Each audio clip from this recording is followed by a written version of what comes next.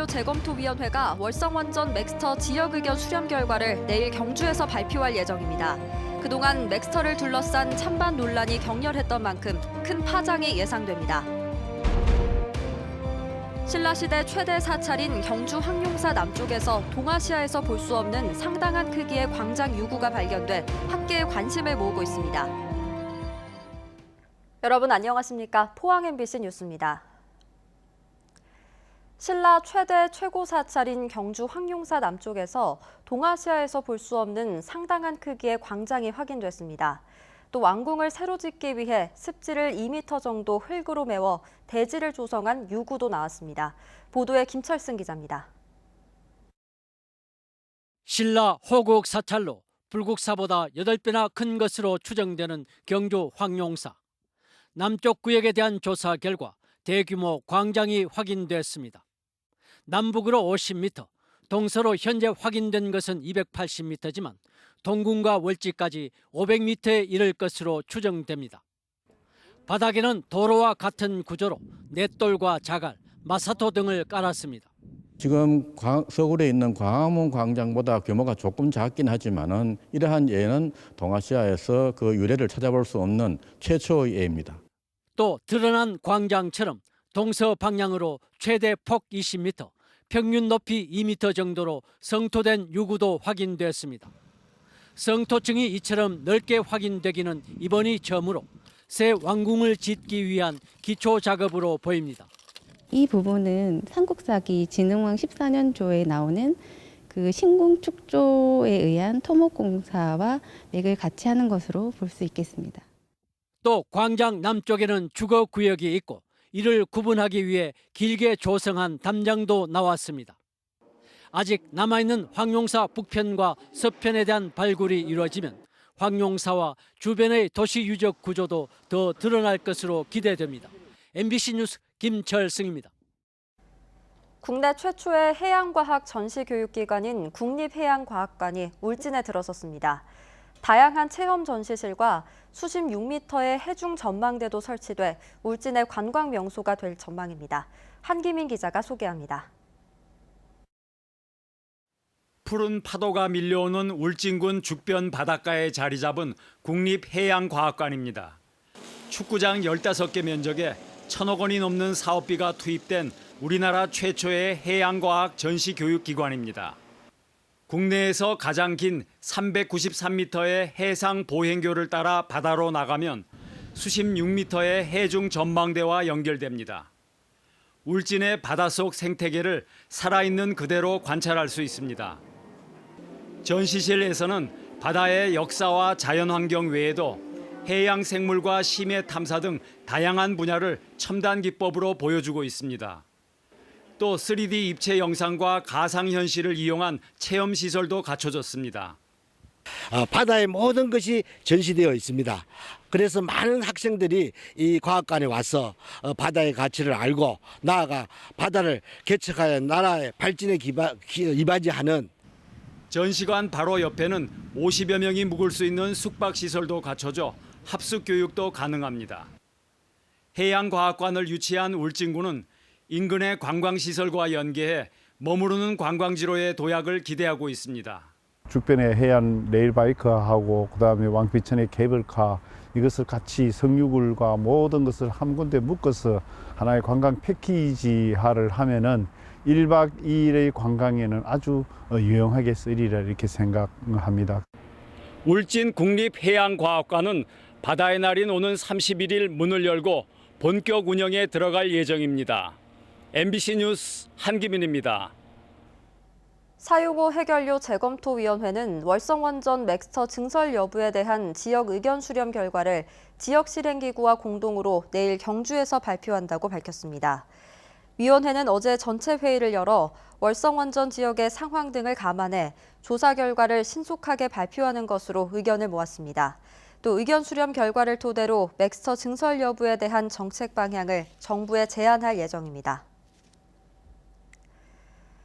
40에서 50대들은 어린 시절 로봇 태권브이가 악당을 물리치는 장면을 보며 박수를 친 추억이 있을 텐데요.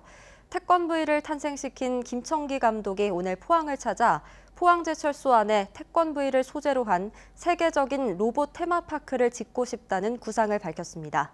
이규설 기자입니다. 우리나라를 대표하는 로봇 애니메이션 태권브이. 1976년 7월 24일에 최초로 개봉해 엄청난 인기를 누렸습니다. 철강도시 포항에서 동해에서 만나는 태권브이 이야기를 주제로 한 전시회가 열리고 있습니다. 행사에는 태권브이를 탄생시킨 김청기 감독이 직접 참석했는데요. 이 자리에서 김 감독은 김청기 감독이 상상한 로봇 동산 스케치를 공개하고 포스코 포항제철소 안에 태권브이를 주제로 한 세계적인 로봇 테마파크를 짓고 싶다는 구상을 밝혔습니다. 포항제철 하나의 상징 아닙니까? 또 세계적으로 유명 큰 제철소고 그 안에 저런 테마파크를 거기다 가져간다라고 하면은 잘 어울릴 것 같아요. 강철 합금 로봇 태권브이는 포스코 용광로에서 만든 철로 탄생한 데다 실제 가동 중인 제철소에 로봇 테마파크를 세우면 그 자체만으로도 다양한 스토리가 만들어진다는 겁니다. 로봇관이지만은 우주관이라든가 하나의 미래 어떤 그 SF적인 그런 미래관 같은 거 그런 걸 간접 체험하면서 또 꿈을 키울 수 있는 그런 거 만드는 나한테는 뭐 소망이지. 포항 태권브이 전시회에선 젊은 작가들이 현대적으로 해석한 태권브이 피규어와 귀한 애니메이션 자료 등을 만나볼 수 있습니다. 특히 엉뚱산수화는 전통 산수화와 태권브이가 결합된 그림으로 김청기 감독의 상상력을 엿볼 수 있는 작품입니다. 옛날의 태권브이가 단순한 추억에서 끝나는 것이 아닌 현대에도 우리들에게 거대한 작품으로 남아있다는 그런 내용을 담고 있는 전시회입니다. 로봇 태권브이의 최초 개봉일인 7월 24일을 태권브이의 날로 지정하는 선포식도 함께 열렸습니다. 김청기 감독은 현재 경북 상주에 살고 있으며 지난 2017년 애니메이션 부문 경북 최고 장인으로 선정되기도 했습니다. 제 뒤로 보이는 포토홀은 전시가 끝난 뒤에도 철거하지 않습니다. 철강도시 포항과 로봇 태권브이와의 인연이 계속 이어지게 되는 겁니다. MBC 뉴스 이규설입니다. 코로나19 여파가 농촌에까지 불어닥쳤습니다. 농촌에선 그동안 외국인 계절 근로자들이 일손을 보태왔는데요. 코로나19 여파로 국내에 들어오지 못하면서 농작물 수확을 앞둔 농민들은 발만 동동 구르고 있습니다. 성나기 기자입니다. 32,000제곱미터 만여 평의 밭에 상추와 고추 농사를 짓고 있는 임병철 씨. 비가 자주 오면서 상추 수확을 서둘러야 하지만 일손이 없어 큰 걱정입니다. 특히 고추 수확철인 이맘때면 외국인 계절 근로자들의 도움을 받아왔지만 올해는 쓸 수 없게 됐기 때문입니다. 식구들 2명이서 아니면 뭐 친척들 와갖고 3명이서 딴다는 말이 안 되는 거죠. 인력이 없으면 아무것도 할 수가 없어요. 채소를 재배하는 또 다른 농민. 일손이 없어 혼자서 일하다 보니 수확 시기를 놓쳐버리는 경우가 많습니다. 딸 시기에 외국 인력이 있으면 따버리는데 없으니까 놔둬야죠. 딸 방법도 없고 혼자 따봐야 뭐 몇 개 딴다고. 그러면 또 따가 버리고. 그동안 부족한 일손은 외국인 계절 근로자들의 도움을 받아왔지만 올해는 이마저도 여의치 않습니다. 최근 코로나19 해외 유입 신규 확진자가 증가하면서 법무부가 외국인 출입국을 강화해서 계절 근로자 입국이 무산됐기 때문입니다. 베트남 계절 근로자를 도입하여 그 인력 부족 문제를 해소하려고 노력하여 왔으나 그 법무부의 개정된 지침으로 인해서 결국 이 사업이 무산되게 되었습니다. 시군마다 일손 부족 해소를 위해 대도시 일자리 센터와 연계해 농가와 연결해 주는 등 대책을 마련하고 있지만 당장 효과를 기대하기 어려워 농민의 걱정이 깊어지고 있습니다. MBC 뉴스 성락입니다. 포항 시내버스가 2008년 이후 12년 만인 오는 25일부터 전면 개편됩니다. 개편에 따라 현재 하루 995회인 도심 지역 운행 횟수가 1323회로 늘어나면서 배차 간격이 10분에서 15분으로 현재보다 10여 분 앞당겨집니다. 또 시내버스가 운행되지 않았거나 운행 횟수가 적었던 한동대와 용흥동, 호미곶 초곡지구가 도심 운행 권역으로 편입됐습니다. 읍면 지역에는 중형 전기버스가 운행되고 관광지인 보경사와 구룡포, 호미반도 둘레길, 오어산 노선도 신설되거나 증편됩니다. 2022학년도부터 10년간 의과대학 정원을 총 4,000명 늘리고 이 가운데 3,000명은 지방의 중증 필수 의료 분야에 의무적으로 종사하는 지역의사로 선발합니다. 더불어민주당과 정부는 오늘 국회에서 협의회를 열고 이 같은 의과대학 정원 확충과 공공의대 설립 추진 방안을 확정했습니다. 당정은 특히 의대가 없는 지역의 의대 신설을 적극 검토하기로 하면서 포항의과대학 설립에 대한 기대감이 높아지고 있습니다.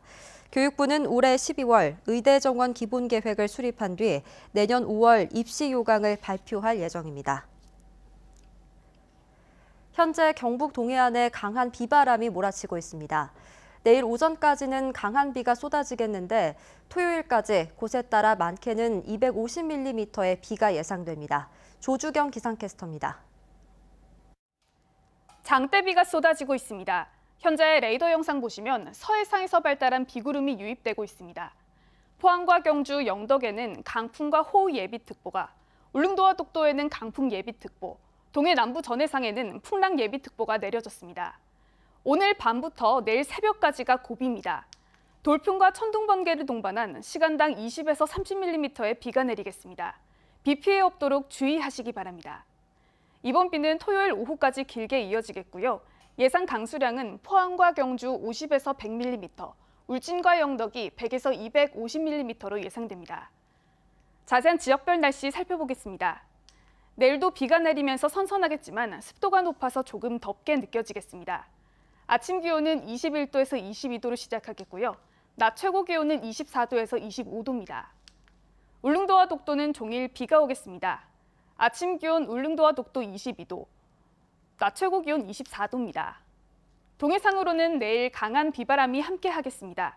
물결은 동해 전해상에서 4m까지 거세게 일겠습니다.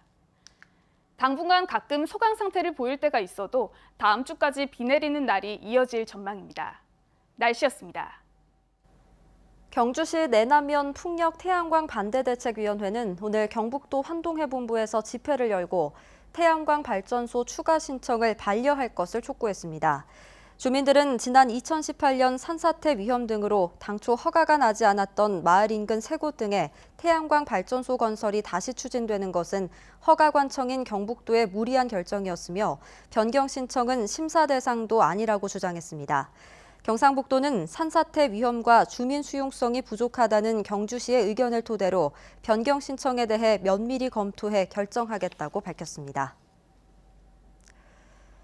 한국수력원자력 한울원자력본부는 오늘 한울원전 1호기의 발전을 정지하고 63일간의 일정으로 계획 예방 정비에 들어갔습니다. 정비 기간에는 원자력 안전법에 따라 법정 검사와 연료 교체, 발전 설비 점검과 정비 등을 하게 됩니다.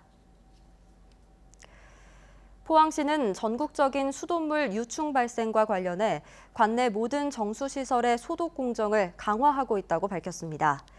포항시는 정수지와 배수지 공기 배출구에 방충망을 이중으로 재설치하겠다고 밝혔습니다.